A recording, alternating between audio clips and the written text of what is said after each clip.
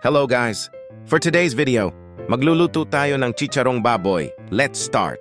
Una nating gawin maglagay ng tubig sa kawali, maglagay din ng paminta at asin. Pakuluan ng balat ng baboy ng 20 minutes.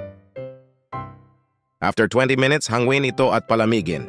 Kapag malamig na, hiwain ito sa gusto nyong laki ng chicharon. Sa akin, bite size lang para di masyadong ma-high blood kung naparami. After mahiwa sa desired size, start na natin lutuin in low fire para mag-render ang kanyang sariling mantika. Time to time po nating halu-haluin para di dumikit hanggang sa ma-render na lahat ng mantika sa balat. After nung pag-render ng mga fats, palamigin natin ng 1 to 2 hours para tumigas ito kagaya neto. Lumipas ang 1 hour, magpainit tayo ng mantika. Dapat mainit ang mantika para ma-achieve ang pag-bubbles ng chicharon. Pwede mag-initial lagay muna para malaman kung sakto na ang init ng mantika kagaya neto. Kung okay na, start ka na maglagay na kasya sa kawali at halu-haluin mo lang para di masunog.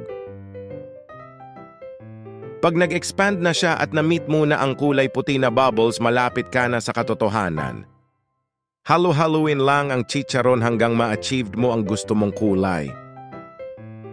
Kung trip mo medyo white pa siya, wag muna patagalin pa. Kung gusto mo naman golden brown, patuloy mo pa. Ikaw, ano gusto mo, white pa or golden brown? Comment down below kung umabot ka na dito sa videong ito. Kapag tapos ka na, palamigin ng 3 to 5 minutes para mas lalong lumutong ang chicharon. At finally, ito na ang final product natin. Nakaluto ka na ng homemade chicharon na pwede pang ulam, pulutan o inegosyo.